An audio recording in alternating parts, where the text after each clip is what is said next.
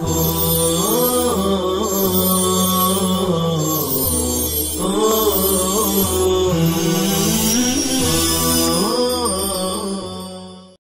اللہ الرحمن الرحیم الحمد للہ رب العالمین الحمد للہ حمدا کثیرا طیبا مبارکا فی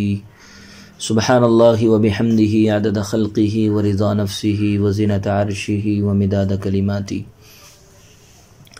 وصلی اللہ وسلم علی نبینا محمد وعلی آلہ واصحابہ وبارک وسلم تسلیما کثیرا کثیرا۔ بسم اللہ الرحمن الرحیم وأولى الناس بالإمامة أعلمهم بالسنة وعن أبي يوسف رحمه الله تعالى أقرأهم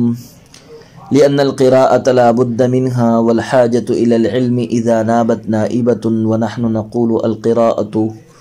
مفتقر إليها لركن واحد والعلم لسائر الأركان۔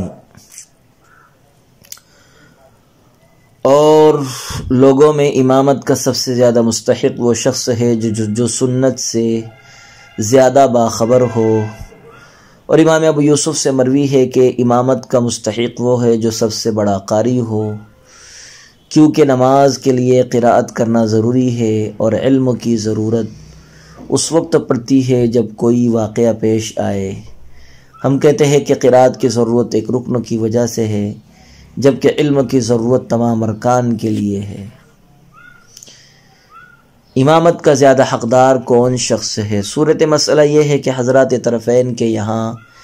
امامت کا سب سے زیادہ مستحق وہ شخص ہے جو تصحیح مخارج کے ساتھ قرآن پڑھنے کے ساتھ ساتھ لوگوں میں سنت یعنی فقہ و شریعت کے متعلق سب سے زیادہ واقف اور باخبر ہو۔ لیکن امام ابو یوسف رحمہ اللہ تعالیٰ فرماتے ہیں کہ امامت کا زیادہ مستحق وہ شخص ہے جو سب سے بڑا قاری ہو اور سب سے عمدہ قرآن پڑھتا ہو، کیونکہ قراءت نماز کا ایک رکن ہے، اس لیے قراءت کی مہارت اور اس میں فوقیت رکھنے والا شخص ہی امامت کا سب سے زیادہ مستحق ہوگا، جبکہ علم کی ضرورت اسی وقت پیش آتی ہے جب کوئی مفسد صلاۃ پیش آئے، اور عام طور پر قرہ حضرات اتنا علم رکھتے ہیں جس سے مفسد صلاۃ کی اصلاح ہو سکے، اس لیے اعلم بالسنہ کے بالمقابل اقرأ بالقرآن کو تقدم اور برتری حاصل ہوگی۔ حضرات طرفین کی دلیل اور امام ابو یوسف کی دلیل کا جواب یہ ہے کہ قراءت کی ضرورت صرف ایک رکن کی وجہ سے ہے اور علم کی ضرورت جملہ ارکان کے لیے ہے، اور غور کرنے سے معلوم ہوتا ہے کہ قراءت کے لیے بھی علم کی ضرورت پڑتی ہے، اس لیے علم کی ضرورت قراءت کی ضرورت سے عام اور تام ہوگی، اور اعلم بالسنہ اقرأ بالقرآن پر مقدم اور فائق ہوگا، اور اس کی تائید اس حدیث سے بھی ہوتی ہے جس کی تخریج حاکم نے ان الفاظ میں کی ہے کہ یؤم القوم اقدمہم ہجرتاً فإن كانوا فی الہجرۃ سواء فأفقههم في الدين فإن كانوا في الفقه سواء فأقرأهم للقرآن۔ اس حدیث سے وجہ استدلال بئی طور ہے کہ اس میں اقرأ پر افقہ کو مقدم کیا گیا، لہذا ہم نے بھی افقہ کو اقرأ پر مقدم کیا ہے۔ فإن تساووا فأقرأهم لقوله عليه السلام يؤم القوم أقرأهم لكتاب الله تعالى، فإن كانوا سواء فأعلمهم بالسنة وأقرأهم كان أعلمهم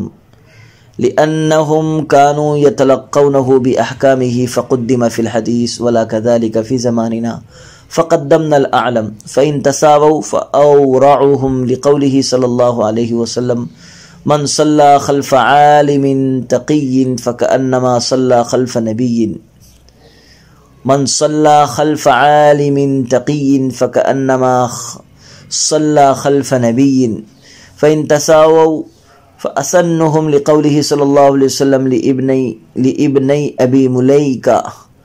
وليؤمكما أكبركما سنا ولأن في تقديمه تقصير الجماعة، پھر اگر سارے لوگ علموں میں برابر ہو تو لوگوں میں جو سب سے اچھا قاری ہو وہ امامت کا مستحق ہے، اس لیے کہ آپ صلی اللہ علیہ وسلم کا ارشاد گرامی ہے وہ شخص قوم کی امامت کرے جو کتاب اللہ کو سب سے بہتر پڑھنے والا ہو۔ پھر اگر اس وصف میں سارے لوگ برابر ہو تو وہ شخص امامت کرے جو اعلم بالسنہ ہو، اور حضرات صحابہ کا اقرأ ان میں سب سے زیادہ اعلم بالسنہ بھی ہوا کرتا تھا، کیونکہ حضرات صحابہ قرآن کو احکام کے ساتھ سیکھتے تھے، اسی لیے حدیث میں اقرأ کو مقدم کر دیا گیا، لیکن ہمارے زمانے میں ایسا نہیں ہے، اس لیے ہم نے اعلم کو مقدم کیا۔ پھر اگر علم و قرات میں سب برابر ہو تو لوگوں میں سب سے زیادہ متقی شخص امامت کا مستحق ہے، کیونکہ آپ صلی اللہ علیہ وسلم کا ارشاد گرامی ہے جس شخص نے کسی متقی عالم کے پیچھے نماز پڑھی تو گویا اس نے نبی کے پیچھے نماز پڑھی۔ پھر اگر ان تین میں تمام لوگ برابر ہو تو ان میں سب سے زیادہ عمر والا شخص ان کی امامت کرے، اس لیے کہ آپ صلی اللہ علیہ وسلم نے حضرت ابو ملیکہ کے دونوں بیٹوں سے یہ فرمایا تھا تم میں وہ شخص امامت کرے جو عمر میں تم سے بڑا ہو، اور اس لیے بھی کہ عمر دراز کو مقدم کرنے میں جماعت کی تکثیر ہے۔ عزیز طلبہ کرام، اگر سب لوگ علم میں برابر ہو تو کس کو امام بنایا جائے؟ صورت مسئلہ یہ ہے کہ حاضرین میں سے سب لوگ علم و فضل میں برابر ہو تو اس وقت امامت کے لیے اس شخص کو آگے بڑھایا جائے گا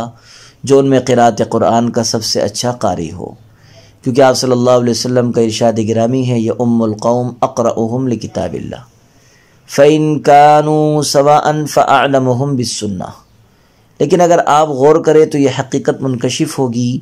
کہ دلیل دعوے کے مطابق نہیں ہے، کیونکہ دعویٰ تو یہ ہے کہ اعلم بالسنہ مقدم ہوگا، اور دلیل یہ ہے کہ یہ القوم اقرأہم۔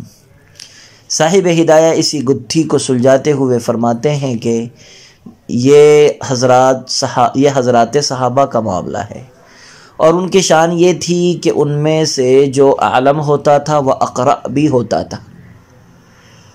اور جو اقرأ ہوتا تھا وہ عالم بھی ہوتا تھا، کیونکہ حضرات صحابہ آج کل کے قاریوں کی طرح محض قاری نہیں ہوتے تھے،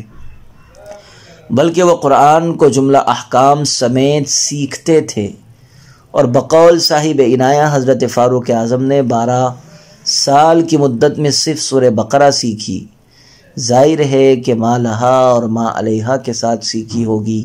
ورنہ کہاں 12 سال اور کہاں سورہ بقرہ۔ مگر چونکہ اس زمانے میں ایسا نہیں ہے اور اقرا اور عالم کے مابین زبردست فرق ہے، اسی لیے ہم نے دعویٰ میں عالم کو اقرا پر مقدم کیا ہے۔ فَإِن تَسَاوَوْا، اس کا حاصل یہ ہے کہ اگر علم اور قرات میں تمام لوگ مساوی ہو تو اس صورت میں اس شخص کو امام بنایا جائے جو لوگوں میں سب سے زیادہ متقی اور پرہیزگار ہو، کیونکہ حدیث میں عالم متقی کے پیچھے نماز پڑھنے والے کو نبی کی اقتداء میں نماز پڑھنے والا قرار دیا گیا ہے۔ اس سے پہلے ایک حدیث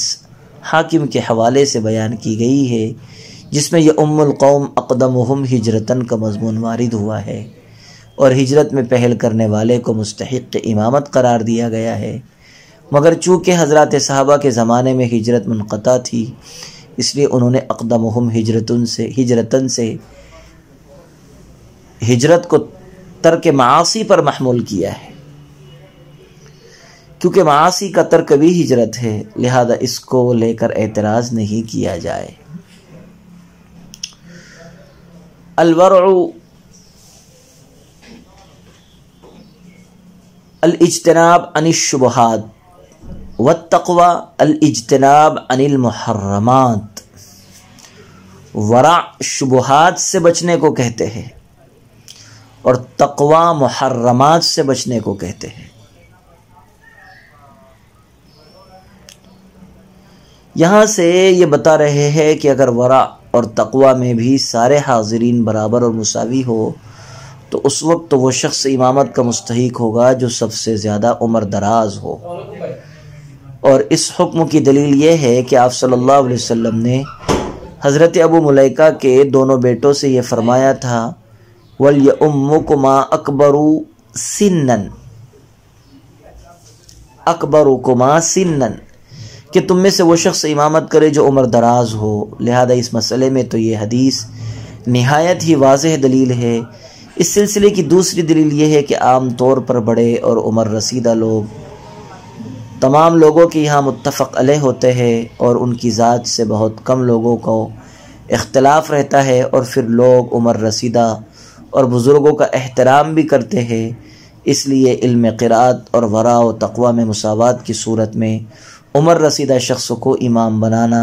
اور آگے بڑھانا افضل اور اولا ہے،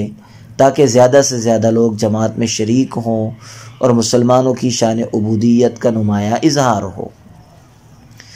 صاحب عنایہ نے اس موقع پر خلاصہ کلام کے طور پر یہ بات لکھی ہے، آپ بھی اسے ملاحظہ فرما لیں کہ امامت کے لیے اس شخص کو مقدم کرنا مستحب ہے جو لوگوں میں قراءت، علم، صلاح، نسب، خلقت اور اخلاق کے اعتبار سے سب سے اعلیٰ اور افضل ہو، تاکہ ایسا کرنے میں رسول اکرم صلی اللہ علیہ وسلم کی اقتدا ہو جائے، کیونکہ اپنی حیات طیبہ میں آپ صلی اللہ علیہ وسلم ہی لوگوں کے امام تھے، اور آپ کو اس کا حق بھی تھا، کیونکہ مذکورہ اوصاف کے حوالے سے دنیا میں آپ کا کوئی ثانی نہیں تھا۔ اس کے بعد افضل فالافضل کے اعتبار سے امامت کا استحقاق ثابت ہوگا۔ وصلی اللہ وسلم علی نبینا محمد وعلی آلہ واصحابہ وبارک وسلم تسلیما کثیرا کثیرا۔